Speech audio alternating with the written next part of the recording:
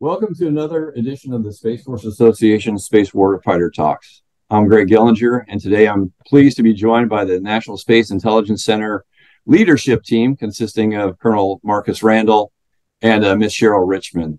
Thank you both for joining us today. Thank you, sir, for having us. Yeah, thank you. It's fantastic to be able to talk to you all out in Dayton today. I wanted to get started by kind of just getting a little bit about your background. Being the commander, and I think it's the first commander of the National Space Intelligence Center. What sort of jobs have you had up to this point that kind of prepared you for this moment?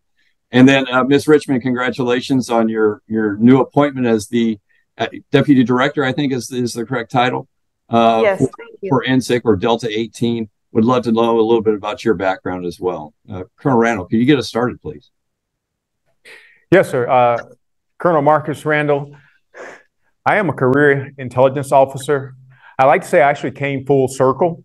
The vast majority of the first 10 years of my career was in space intelligence. I was actually part of the original U.S. Space Command that did the Space Intel mission, also part of the original or the Air Force Space Command AFSpace. I'm one of the initial Intel cadre that actually got their space wings. So that's been a while back. I came into the position after pinning on 06. I was at U.S. Cyber Command. My first assignment as in 06 was to the S2 staff at the Pentagon to stand up the Space Force S2 staff. And from there, I've moved out here to Dayton to stand up to NSIC, the National Space Intelligence Center. So again, for me, I've kind of come full circle as an intel officer. Well, that's great. You refresh my memory. I think are you PCSing this summer, or are you coming up on your second year in command? Yes, sir. I'm coming up on my second year of command. I think the center said they've had enough of me. So next summer I'll be PCSing out. Still waiting on my follow-on assignment. But Colonel Marcus Starks, who is currently serving on General Gagnon's staff, will be my replacement. Fantastic. And congratulations on command tour. Thank you. There's only one first, and that's going to be you from here on out. So congratulations. Ms. Richmond, it's great to talk with you as well. Kind of what led you into this position? I'm sure you're not new to the Dayton area. I suspect you may have been working with the organization that preceded NSIC for quite some time. Can you fill us in a little bit about your background and how it got you to where you are today? Sure. So I started out as an enlisted airman, and I had the opportunity to learn Chinese at the Defense Language Institute in Monterey. So that's where I started my intel career. I did a follow-on to Goodfellow Air Force Base, more training, and then ended up doing my first assignment at NSA Kunia, it was called at the time. Now it's NSA Hawaii in Oahu.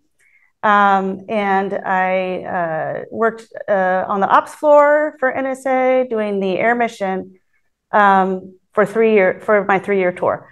After I came back to stateside, I followed my husband, got stationed here at Wright Patterson Air Force Base. And I separated from the Air Force and started my civilian career. My first assignment was as a denial and deception analyst in the PACOM flight at NASIC. And I started working there, really enjoyed the space mission. And so I transferred over to the Counterspace Analysis Squadron, where I've held multiple positions. I was a China team lead, and then I was able to help, as part of the planning team, stand up the Counterspace integration flight. So went from a team to a flight. And then I became the principal intel analyst of that flight. And then I moved over to help the orbital warfare flight get going as a flight director. And then this is my next assignment after that. So I've been in the space portfolio for a long time, since 2006. And I've always had a passion for space and all things China.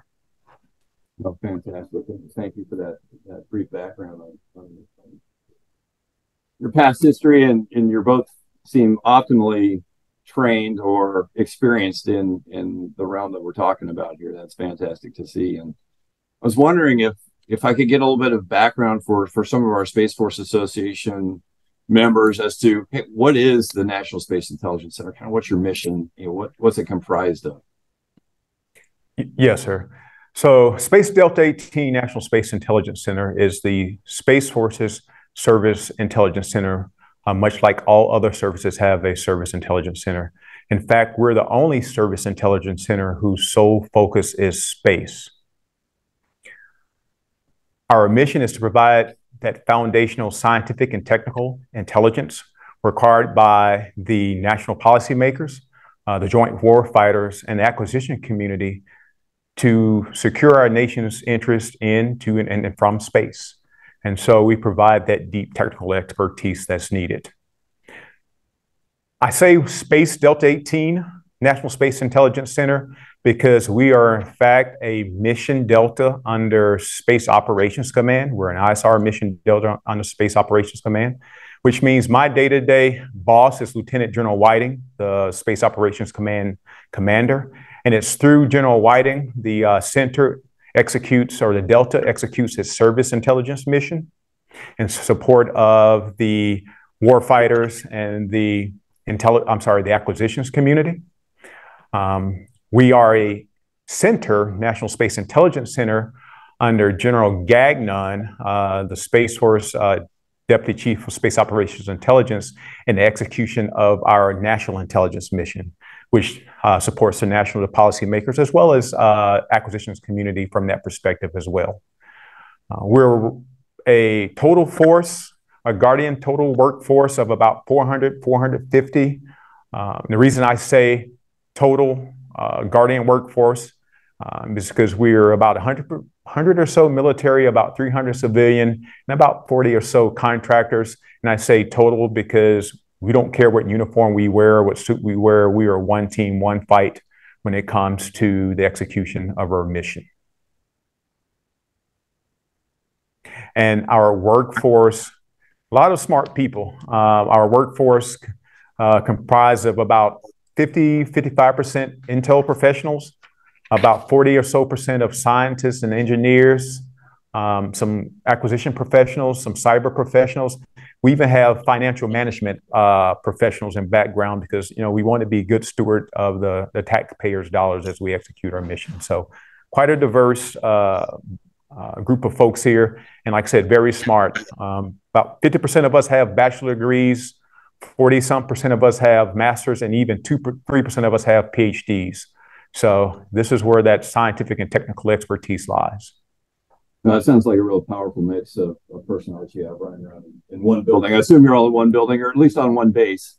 As you know, no doubt with standing up something new, there's facility challenges and those sorts of things. But you're getting the right mix of folks into the same organization to start with is amazing, and I'm sure you're off to doing some wonderful things for the acquisition community as well as the national community as well.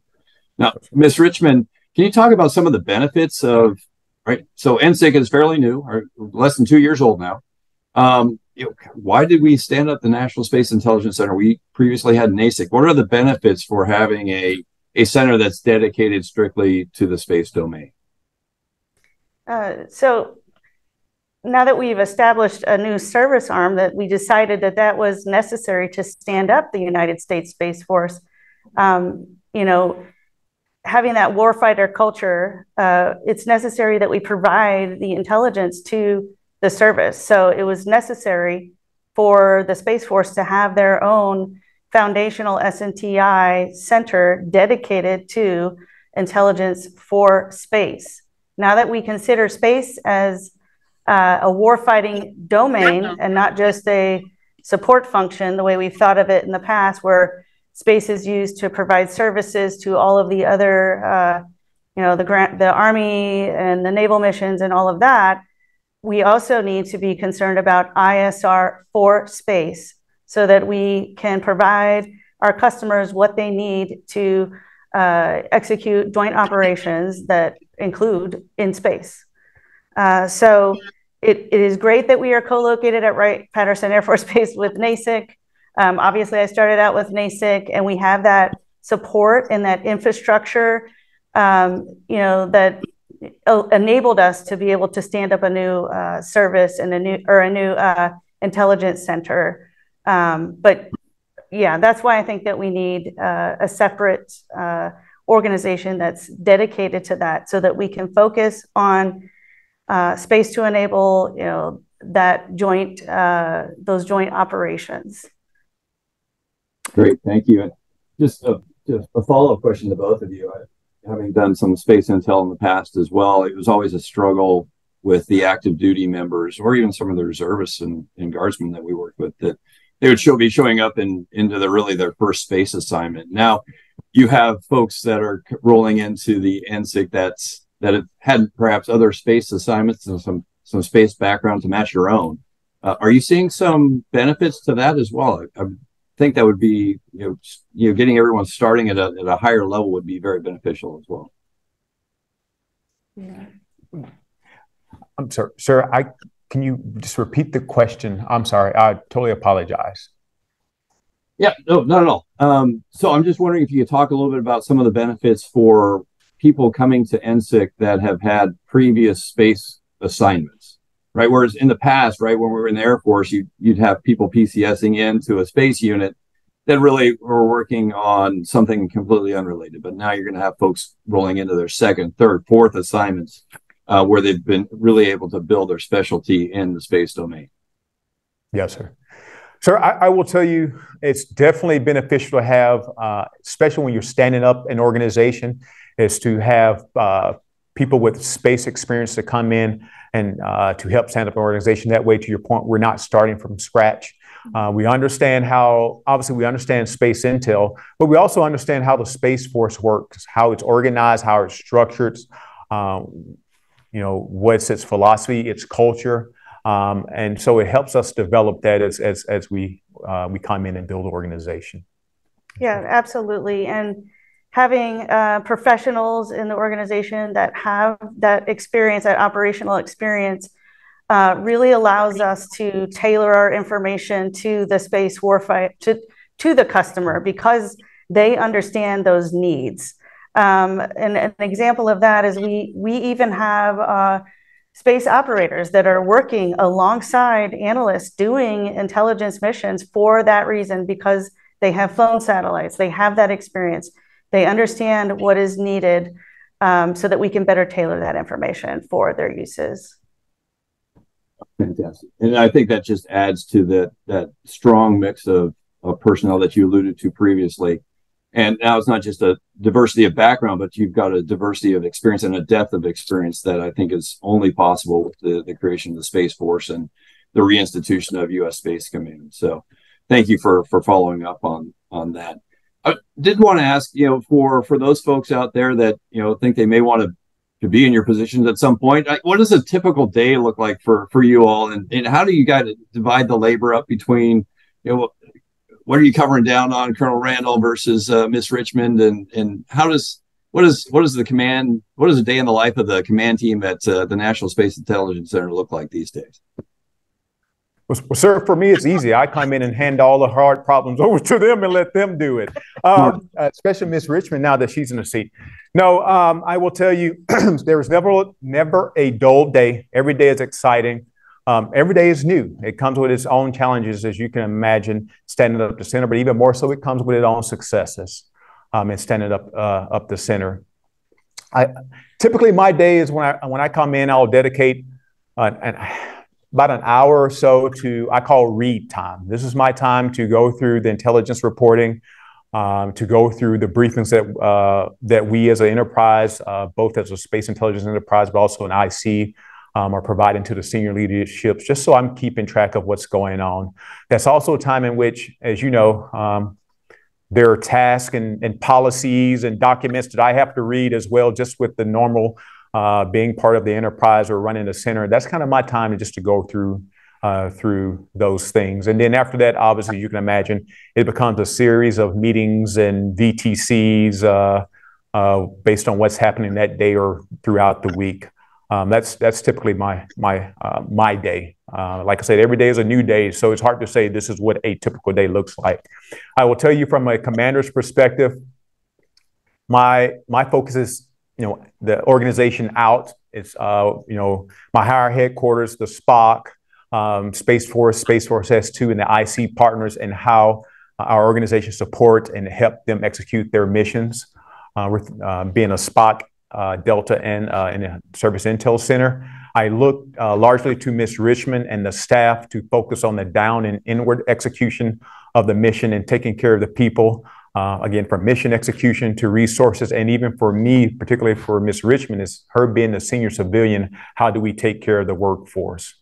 And so that's, for me, how we divide, or that's how I divide our time, our labor.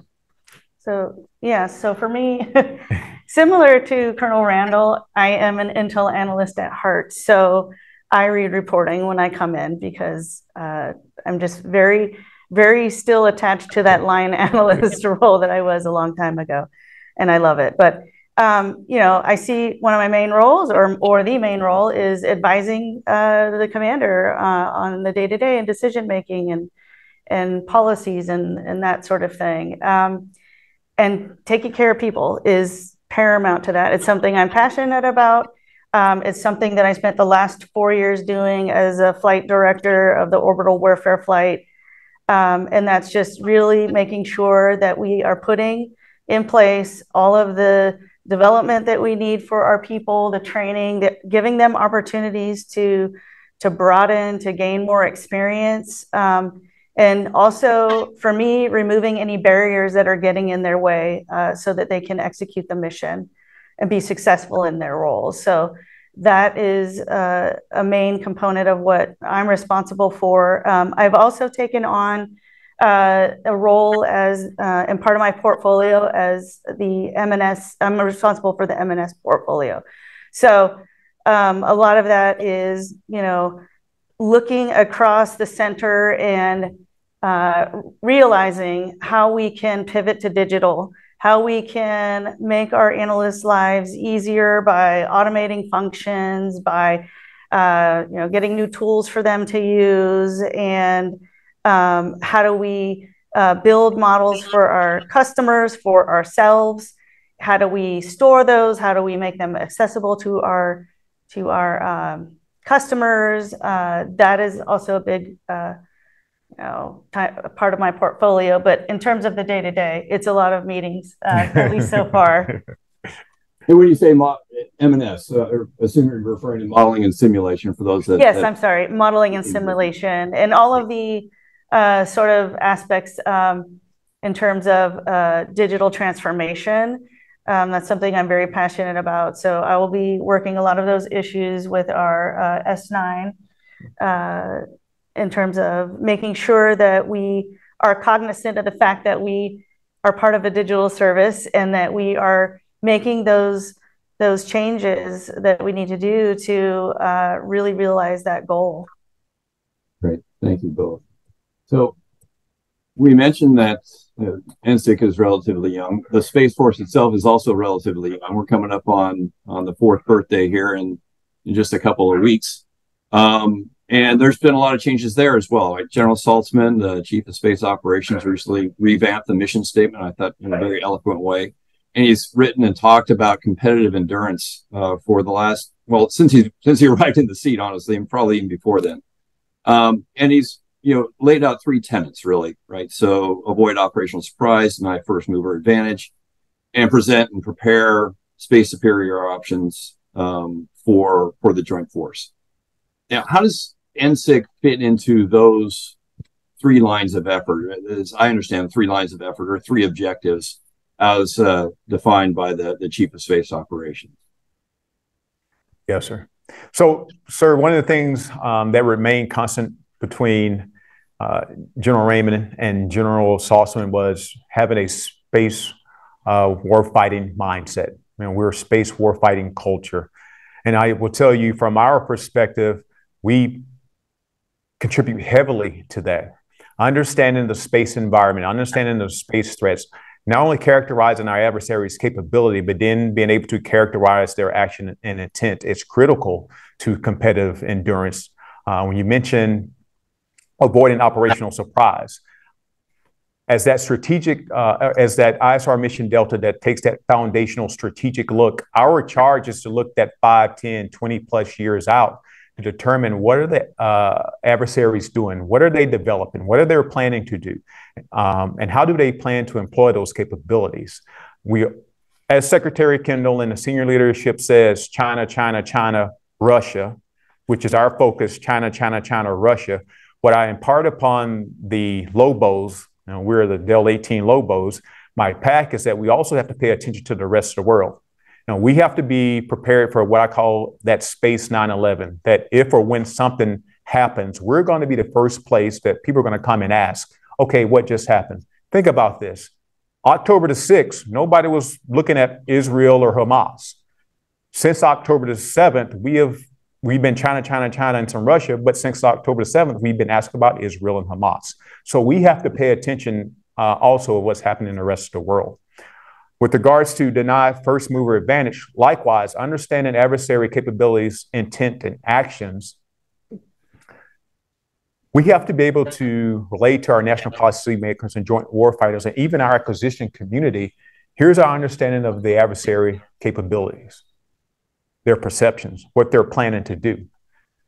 As Richmond mentioned, a huge part of that is the use of models and simulation. How do we take our understanding of those capabilities, model it, and put it into a joint simulation environment, or even if you a combined simulation environment, maybe with some of our allies and partners, and determine those warfighting TTPs, help determine what systems we need to develop in field. Particularly when you think about General Salson, when he talks about how do we develop those resilient architectures that while we prefer to deter, or actually we prefer to work along with our strategic competitors first and foremost, but if not, how do we deter? And if need be, how do we prevail? And he talks about the resilient architecture that can deter, defeat, or recover from any such attacks. So that's what we do, or that's how we contribute from a deny the first mover advantage. And then likewise, when it talks about the responsible counterspace campaigning, while we still get questions about, give me all you know about an adversary capability, a lot of the things we're starting to get asked now is, what do they plan to do with them? How are they tied together? How does it work? It's no longer a singular domain or a singular capability fight. It is a multi-domain, multi-capability. We actually say this is a C4I type conflict or fight. So what we used to know as kill chains are now kill webs. And so for us, it's where are the critical points in that kill web that we can actually action from a counterspace perspective to maintain that combat edge, that combat advantage. And here's the thing, sir, not only do we do that through modeling and simulation, but we also do that from a greater whole of government perspective. Can we get left of the boom? Can we work with Department of State, Commerce, or Treasury to say, this capability is relied upon this? Are there whole of government approaches that allows us to maintain or to achieve responsible counterspace campaigning, which means less kinetic, more responsible ways of getting after that problem set. No, thank you. And as you were talking there, I'm reminded it wasn't that long ago that China was rest of world when it came to space, right? No longer is that the case at all. And one can not hard to imagine where North Korea with recent launch success, Iran recent launch success, if they were able to get to a cadence that approximate China or Russia these days, what kind of demand that would drive on both the intelligence team supporting space as well as the joint community at large. So it's going to be looking out at those ranges and times to try and predict who's going to emerge from rest of the world to become a primary concern for us. And sort of the thing there too, I'm sorry, I'd like to add is, but also when you think China, often it's Taiwan. What if it's not a Taiwan scenario? What if it's a Japan scenario? Or what if it's a India scenario? You're likening it to China or Russia during the Cold War. It wasn't a fold the gap scenario. It was Vietnam. You know, it was North Korea is where we found ourselves engaging with our competitors at that time. So again, this is why having that wider perspective of look is critical for us as a service intel center. Perfect. Thank you. I was wondering if you could touch, we talked a little about space superiority, and for the longest time when we talked space superiority from a U.S. perspective, that meant defending ours so that we were able to maintain our capabilities. More in the last 5-10 years, maybe less than that, the capabilities from countries such as China have grown incredibly fast. And for us to be successful in a joint fight, if we were ever to come to that, the need to also degrade other capabilities held by others is going to be required. So how do you approach space superiority in terms of weights of effort, in terms of looking at counterspace threats to our assets versus space capabilities that others may have that threaten our joint forces and their ability to operate? Yes, sir. Well, sir, I'll be honest to say, you know, counterspace often gets the limelight and the focus when you look at defending ours. So for us, that's our second Space Analysis Squadron. They do the counterspace analysis for the center, where we look at adversaries' capability to impact our space systems, and not just on orbit, but also terrestrially. General White, and the SPOT commander, often says that cyberspace is the underbelly, or of our space system, the vulnerable underbelly. So we take a look at that and how we defend our systems when it comes to space superiority. But also, I like to remind, and this goes over to what the first Space Analysis Squadron also does, is that General Saltzman also says part of space superiority is also protecting the joint force from space threats or space-enabled threats. So part of that also means understanding what space or space-enabled capabilities that our adversaries are developing that they can use either directly as a space threat or enable things like long-range or intercontinental ballistic missiles or capabilities or things like that, or even communications or PNT. So we look at it from that perspective of defending our own. As far as our ability to threaten theirs, again, for us as a first Space Analysis Squadron that looks at foreign and adversary space capable and space-enabled capabilities and understanding how they work. And again, from a kill web perspective, how do we impact those capabilities and what they're being used for? Thank you. Now, Ms. Richmond, when we're talking about the mission of the National Space Intelligence Center, you mentioned a couple sets of different customers. How do you balance, right, supporting those national customers versus General Whiting and his team on the Space Operations Command as well? So I would imagine there's plenty to do in both areas. And how do you kind of manage your way through those two demanding sets of customers? Well, it's a balancing act for sure, but I always say that having a solid plan is a key to that. So we have our program of analysis, which outlines what we should be getting after and the critical key intelligence questions that we need to be looking at. So as a guide to keeping us in line with what we should be looking at, we also rely heavily on working with our partners within the rest of the defense intelligence enterprise to help us with some of these questions. And we work together. We just had them here a couple weeks ago for the Service Intel Crosstalks. We look together, or we look to find areas that we can work together to solve some of these problems so that we are approaching it from a coalition type of way. So in addition to that, we also, as part of that, is outreach with our customers. The better you understand the customer and specifically what they need, the better that you can tailor that information. So that doesn't mean that we write one report and it's for one customer set. We also write for maximum utility and for maximum release. So just having that relationship, knowing exactly what the warfighter needs, what the acquisition community needs, and tweaking that information so that the warfighter gets detailed reporting on the forces that they need to be aware of and an area that maybe they're operating, so that our policymakers can make decisions with the information that we give them, And then on the acquisition side, we give them the detailed threat parameters that they need to develop countermeasures or systems, against that. So a lot of this is really the relationships. It's the relationships between us and our partners within the national intelligence, community, the IC at large, within the defense intelligence community, and then our customers and partnering with our allies. And then to enable all of that,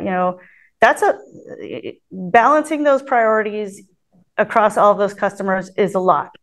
So I mentioned earlier what we're doing on the digital front and pivoting to digital. And part of that is making our jobs easier. So whatever processes that we can use to automate, we're going to automate. We're going to create tools and advanced structure that allows us to get that information in the format that our customers need it quicker, and also free up our analysts' time to really focus on the hard things and, use some of the AI, machine learning, those kinds of tools to automate a lot of the functions that are repetitive. So. No, it occurs to me you guys are really a critical nexus of a number of customer sets would probably have similar requirements, but different timelines and horizons and detail requirements, right? So that's got to be a big challenge in terms of being as efficient as you can be so that you can answer multiple customers through an acceptable level of effort, right? And right. And sometimes that's a negotiation, right? It goes back to those relationships. Sometimes we're negotiating with our customers on timelines and helping to balance those priorities so that we can answer those hard questions and get our customers what they need in a timely fashion that's tailored. And now you're able to focus on that space domain, right? So you're not balancing even more a broader customer set with the air components of the world and the air interests as well. So thank you for that. And it's such a challenge because of the rapid rise of Chinese space capabilities, I would say, and that's driving a lot of this, right? So, and that's not my opinion. That's Secretary Austin, I think, when he came into office and received his appointment and confirmation, said that China is the pacing threat. And so, from your perspective, how would you characterize China's space evolution over the last, I don't know, pick a timeline, 3-4 years? Sir, I think you just hit it. It's impressive. And it's scary. Often when we give our briefs to the National Capital Region or even to the acquisition or warfighting community, the one word we always get is scary. That's scary. When you think about it, the reason I say it's impressive and scary, 2015, right? Both Russia and China said space is a warfighting domain. And they've, specifically for China, the strategic support forces were stood up to integrate space, cyberspace, and electronic warfare into our military operations. When you also look at 2015, China has had a 380% increase in their satellites. They around 200 some odd now, so they've eclipsed 700, quickly approaching 800. Now, that's 2015, sir. That's 8 years ago. That's a relatively small time frame to do that. So it's very impressive. And when you look at their innovation on the military side, and you said the counterspace side, the threat side, space robotics, potentially, directed energy weapons, lasers, electronic warfare, the cyberspace threat. Again, it's a short amount of time to have seen so many, a span of advancement in these capabilities. But here's the thing, it's not just from a military perspective. We've seen China make advancement in things like lunar and Mars landing and rover, human space flights, building their own space station. And then, we know they're also looking at beyond cislunar and mining things like asteroid and the moon. These are all things that China sees as a prominent space program, which is part of President Xi's China dream, where China more or less supplants us as United States as the global power, or what we call a global power competition.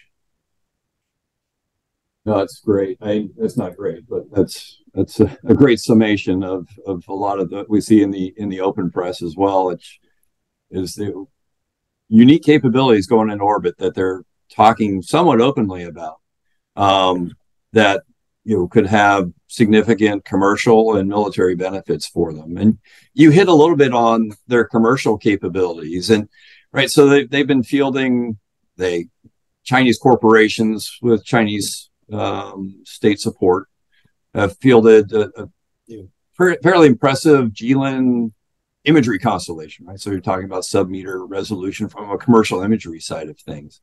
How does NSIC look at China commercial space capabilities, and in terms of all the way from launch to satellite manufacturing to actual operations of constellations such as the GLIN constellation? Yeah, so we have actually a team that's dedicated to looking at the commercial side, and as we get ready to stand up the next two squadrons, 3 SAS, which will be the integration squadron, and 4 SAS, which will be a PED squadron.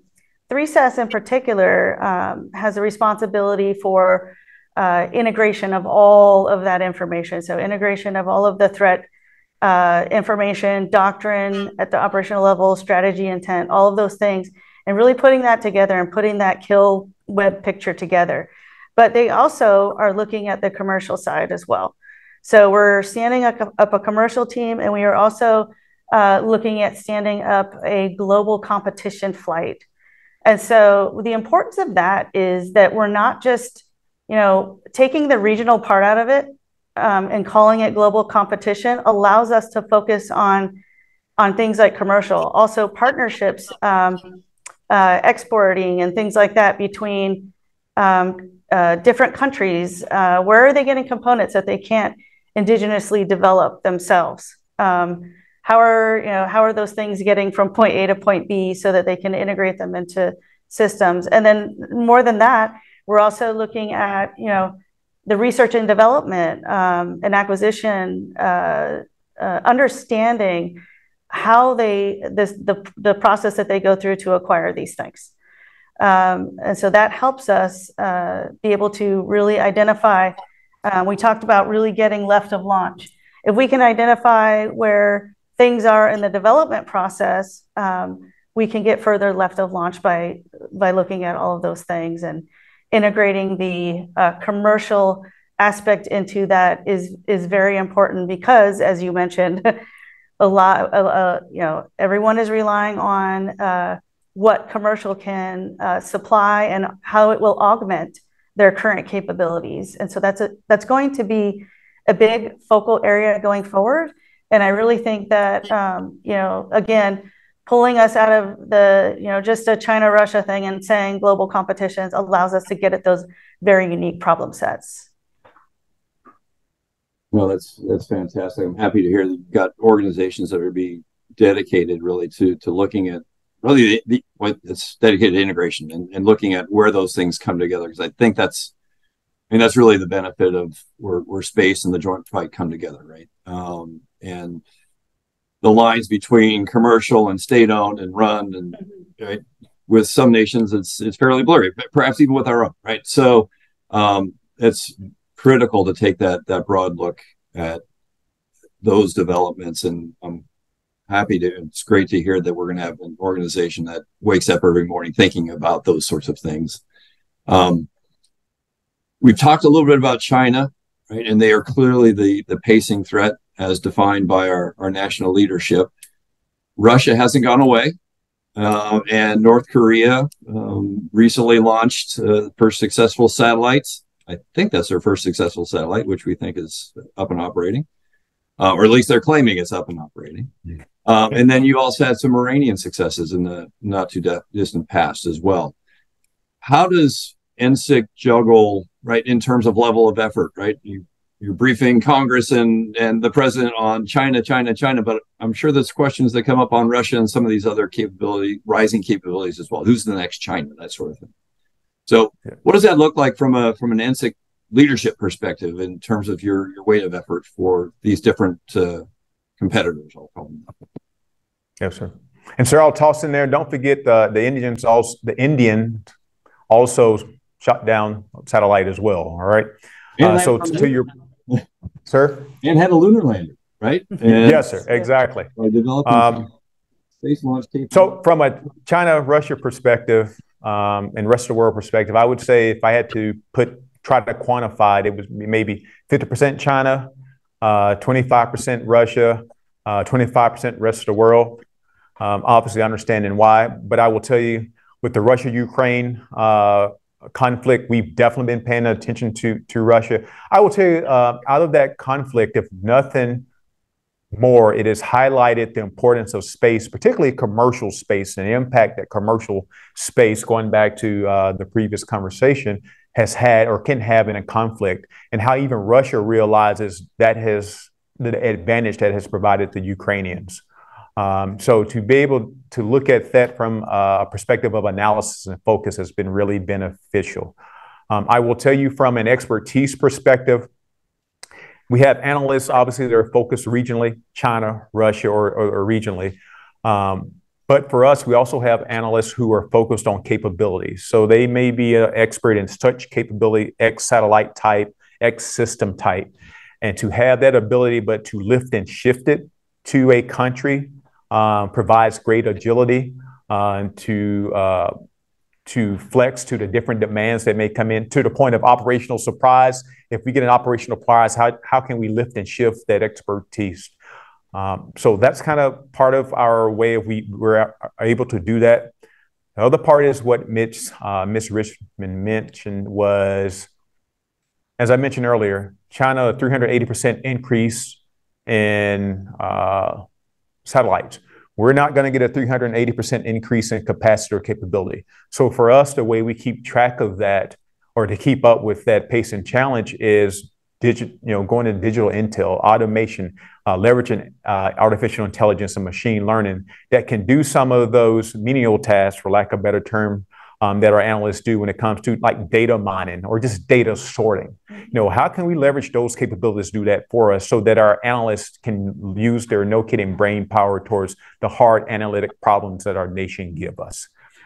So for us, that's how we address the China, Russia, and rest of the world problem set and keep up with it.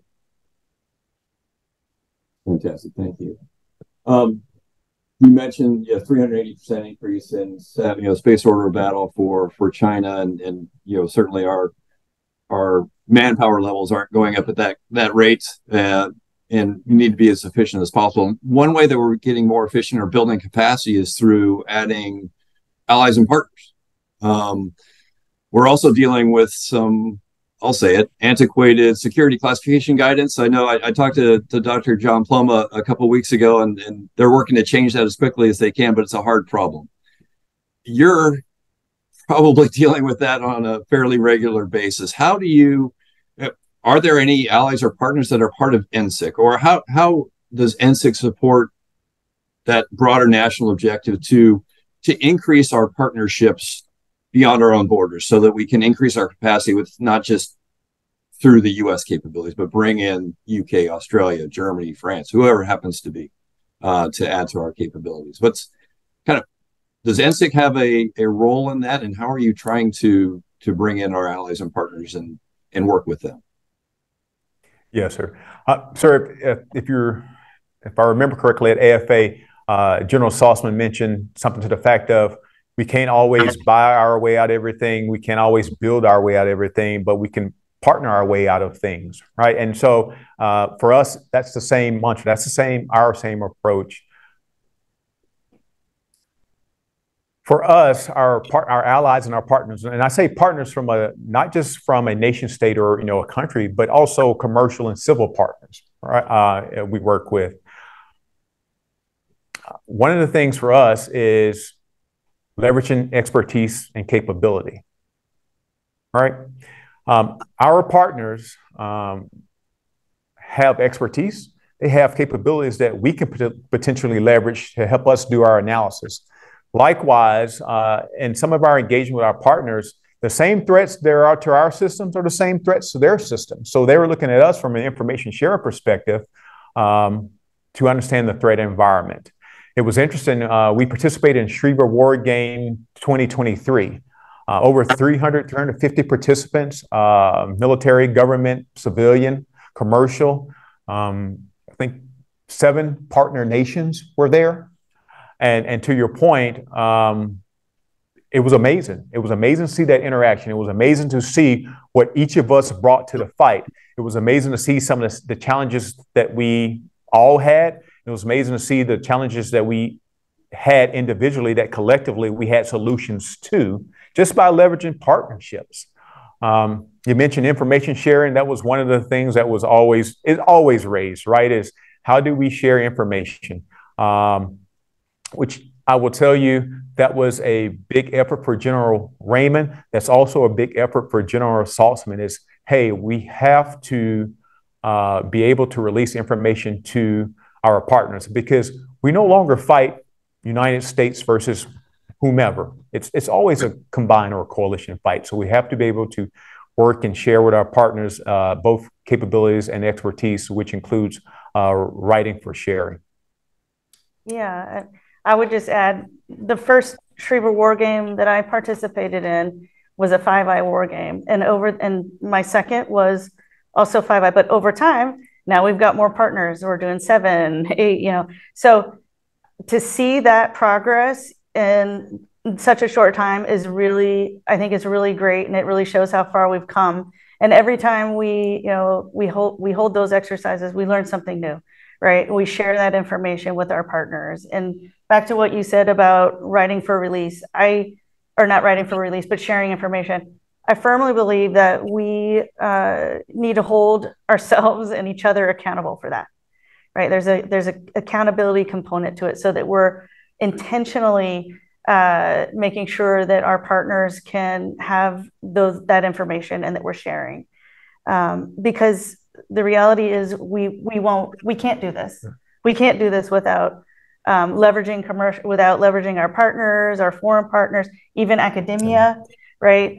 We have to bring all forces to bear or we won't be successful. And sir, and even in the short time we've been stood up, we've had multiple engagement with some of our 5i and NATO partners, many of which who are interested as they're standing up their own space force, or they're also asking about the space intelligence mission and how we do business, not just from an analytical perspective, but how we train our analysts. So to your point of establishing our relationships, being able to share information will be critical as we walk down that path and establish those relationships here at the center. Well, thank you both very much. As a space intel, former space intel officer, it's great to see such talent and such organizations kind of coming into their own in Dayton and in other places as well. So thank you very much for all of your work and dedication and skill in getting the National Space Intelligence Center up and running and to the point where it's contributing to the fight. I think that's amazing. And we talked a little bit about information sharing, and we were talking a little bit earlier, and I'm excited to see the latest version of Competing in Space, which I think is coming out soon. Oh, look at that. Very good. Fresh off the press today, sir. Fresh. I mean, it's still hot. Literally approved by SAFPA today.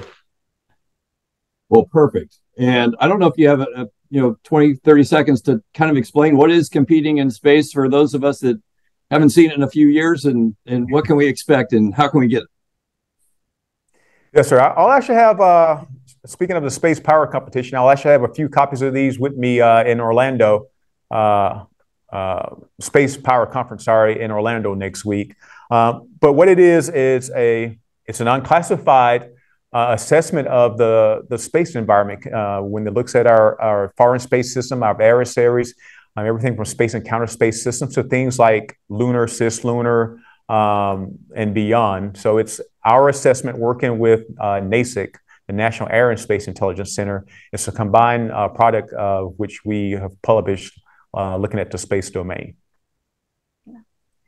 One thing to add to that, we never intended it to, but it's also a great recruiting tool because we are able to, when I get ready to interview someone, one of the ways that we're attracting talent is reaching them with information about what we do, instead of, just saying, well, we're trying to hire you, but we can't talk about what we do. No, it's a great tool for recruiting and being able to share with college, people in college or even high school about what you could do with an SWT degree or a STEM background, and how you can support national defense for your country. So that's another added perk for the document. Well, can't wait to see it, and look forward to seeing you both in the future. And thanks again for everything you do and for spending some time with us. Semper Supra. Thank you, sir. Thank you.